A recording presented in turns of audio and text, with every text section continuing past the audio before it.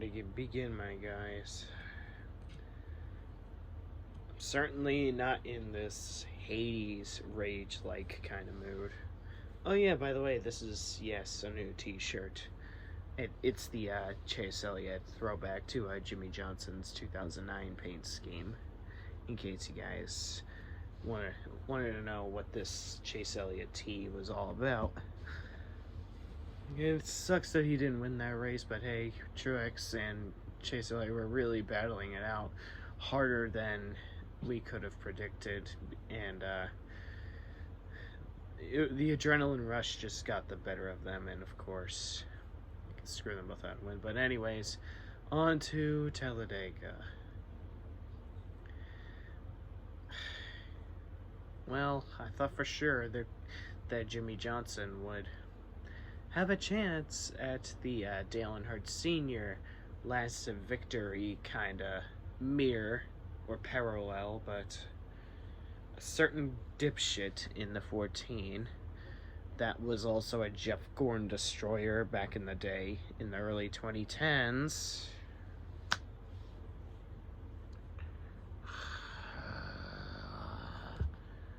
I now officially deplore Clint Bowyer with all my heart again. Wanna know why I despise this piece of shit? 2012 Martinsville. He and Ryan Newman completely make a 3 wide at fucking Martinsville, ruining Jeff Gordon and Jimmy Johnson's chances of acquiring a victory. The 200th win for Hendrick until of course, Jimmy Johnson won the 200th at Darlington. Still potentially destroyed Jeff Gordon's chances of winning. And then, of course, he cuts Jeff Gordon's tire, 2012 Phoenix, thus escalating the whole Clint Bowyer and Jeff Gordon debacle. Hold on a second.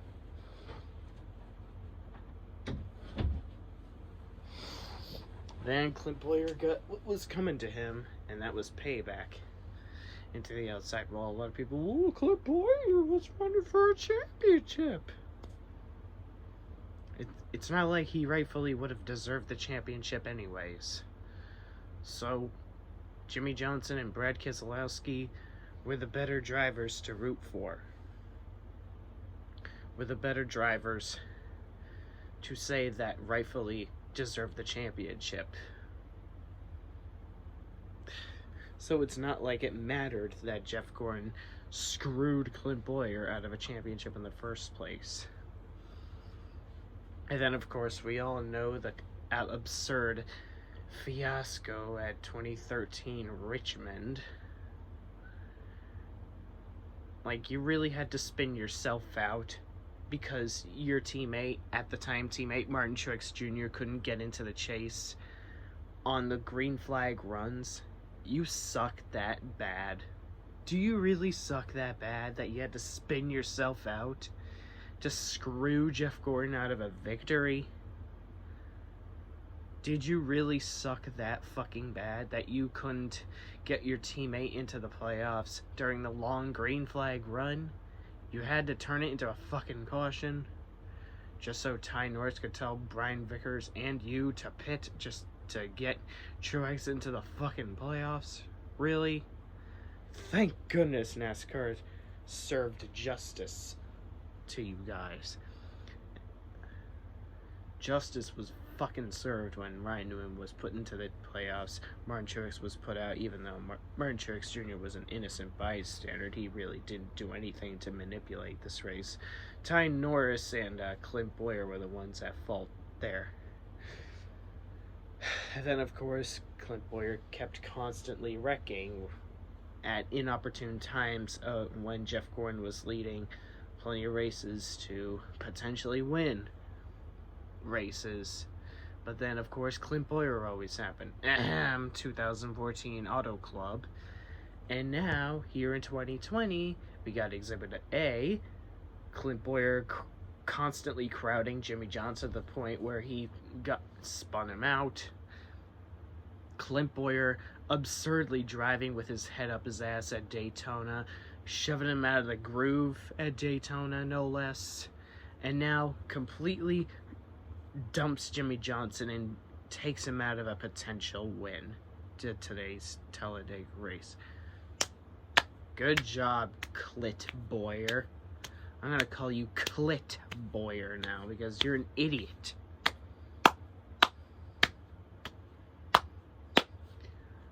Jimmy Johnson's chances of winning one more is over, because I hardly doubt he's ever going to get a chance at any of the next 5 races, all because Clint Boyer had to drive with his fucking head up his ass, taking out several good race cars, not only Jimmy Johnson, but Kurt Busch as well. Then again, he's already advanced to the next round, but what's there to say he didn't have a chance at winning the race? I also, by the way, like the fact that Kyle Busch got taken out of the race, thus putting him into a deeper hole than he needed to be. Ha fucking ha. I really wish I could laugh, but I don't really have the energy to do so, considering my dejected mood. I'm going to play the devil's advocate, but considering that Matt DiBenedetto forced Byron below the yellow line, and of course the 2 times that Joey Logano forced someone below the yellow line, whether it be Matt DiBenedetto or Chase Elliott, NASCAR made the right call by penalizing the ones that were forcing the drivers below the yellow line, and of course not penalizing the drivers that advanced their positions below the yellow line, all because they were forced down there. I was about to descend into a Hades-like rage and call out NASCAR's absurd inconsistencies by penalizing Chase Elliott and crediting him a 22nd place finish until, of course, NASCAR reinstated Chase Elliott's original top 10 or top 5 finish. I don't know if it was like 6th place or something. I don't know where he exactly finished. My memory on that is a little bit hazy.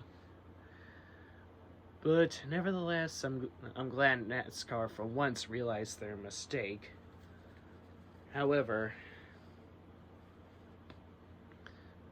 it still doesn't change the fact that Jimmy Johnson continues to get fucked yet a fucking again out of another decent potential win or decent potential finish. I must say, this race was actually one of the far better Talladega races. This race is actually everything you would want in a Talladega race. NASCAR actually finally for once did not throw the caution on the final lap like they did in the Truck and Xfinity race. Finally, one thing I noticed this year, all 4 restrictor plate races didn't have a caution thrown on the final lap despite cars wrecking and crashing into oblivion. NASCAR for once let everyone race to the line in the Cup Series, thus not ruining potentially great finishes. In 3 out of 4 of those plate races, we had close finishes. Although that was ruined when, of course, NASCAR penalized Matt DiBenedetto for forcing William Byron and Denny Hamlin below the yellow line. But nevertheless, at least NASCAR didn't ruin it by throwing out a needless caution on the final lap. I've been saying this for many years, NASCAR. Just let them race until they get to the line.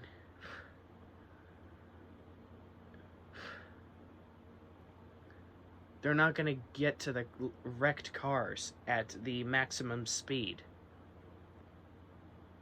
You can't use the safety as an excuse to throw out cautions and thus ruining potentially memorable finishes. Oh hey, Chase Elliott actually finished 5th place, as my friend Ty Naughton just texted me.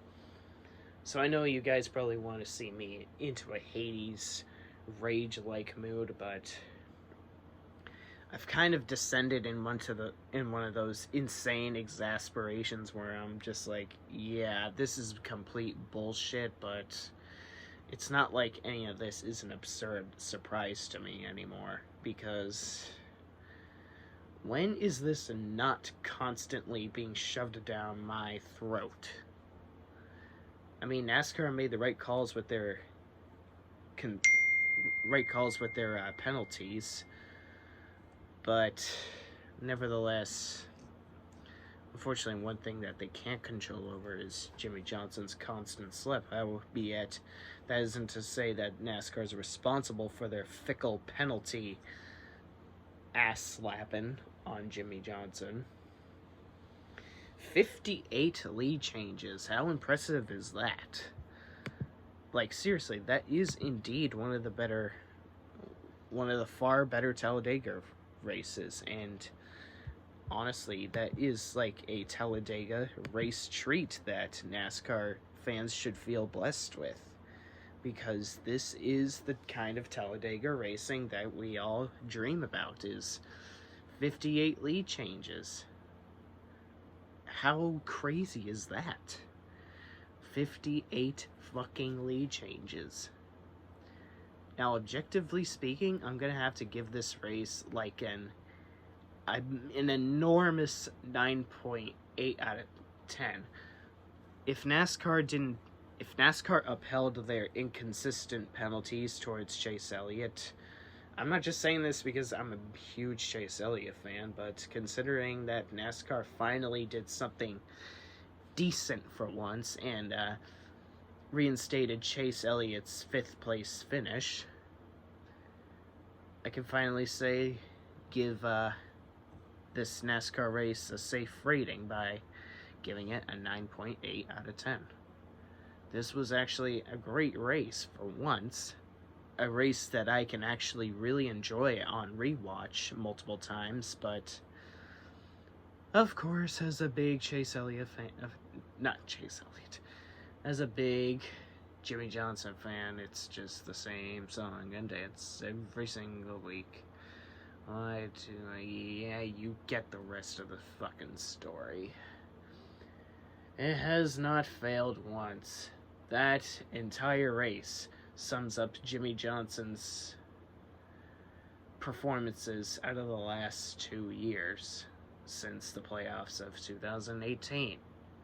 Doing super well, shows promising performance, shows promising chances for a decent finish, and perhaps a victory isn't out of the question. Then, at the end, bullshit slaps him in the nuts, thus not living up to expectations.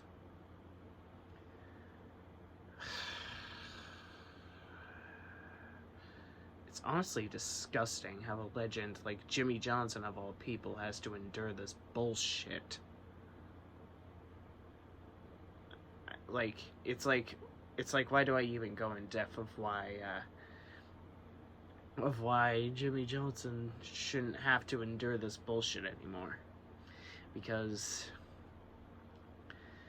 I don't know how many open wounds the dead horse has had by then. I don't know how much broken bones I've broken upon this dead horse, but by now it has 5 remaining bones intact.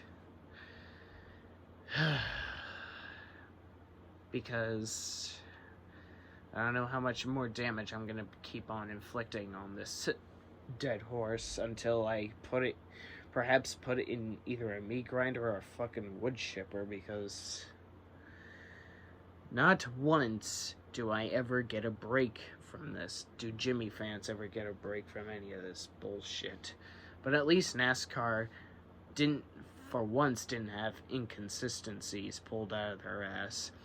I will say this, for once, at least NASCAR didn't throw the cautions on the final lap. At least NASCAR made the right calls, and at least NASCAR has the right deal with restrictor plate packages. Even when it was single file, it was still watchable. Kind of like the 2006 Talladega Fall race. Only those kinds of races would have single file racing and still manage to feel exciting and have all this tension building. only NBC would also make it sound exciting, too. Anyways, as a Jimmy Johnson fan, I'm just, once again, dejected. But I can at least say that the racing was awesome. Once again, I'm still laughing at Kyle Busch at the deep hole that he fell in, or rather the abyss that he's fallen in, that is almost impossible to climb out unless if he miraculously wins at the Roval, which he sucks at since he had 2 consecutive DNFs at. Ha fucking ha ha ha ha ha. Once again, I don't really have the energy to really wildly laugh like a hyena right now, so I'm just gonna save my breath for another time. Not to mention, this, again, is one of those exasperations where I would rather just have a mild review this time around instead of just blowing out my voice through these Hades-like rages that I just have to keep constantly putting out almost weekly.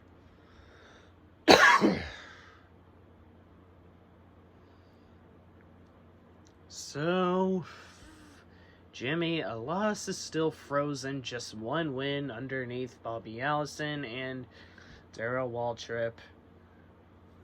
I'm still putting up fantasies of how Jimmy Johnson can finally win 1 more race, similar to how Jeff Gordon won 1 more race at Martinsville. I'm still making up scenarios, realistic fictional scenarios of how Jimmy Johnson can finally break through. But every time I hold out hope, there's always bullshit that I don't fucking know anymore.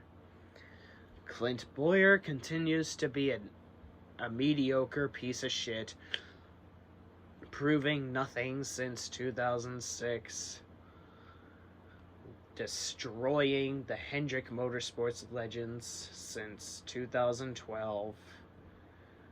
Fuck this bullshit for however many fucking several hundred times. You all heard it before. Fuck Clint Boyer. Fuck Jimmy's bullshit luck. Fuck NASCAR's fickle penalties, except for this race. Fuck this year. Fuck the 550 horsepower, even though it wasn't a part of this race, and even though it would be perfectly suitable for plate racing. Fuck the current state of everything. But hey, at least I can say that this was finally a good Talladega race for once. And that NASCAR has a very promising 2021 schedule. 6 road courses, 750 HP package at Nashville and Darlington. There's a lot more I could say, but I plan to do an in-depth video on the schedule itself at some point when I have the time management. So I am just gonna once again grieve Jimmy Johnson having another bullshit mishap that should not have fucking happened for however many several hundred fucking times. It's the same old song and dance every single week. It does not change. It has not fucking failed. But at least NASCAR is starting to open their eyes to their consistencies. Still, nonetheless, it doesn't change the fact that Jimmy Johnson is having one of the worst slumps ever, and thank fuck he is going to IndyCar next year. NASCAR, my friends, it's a love-hate. See ya.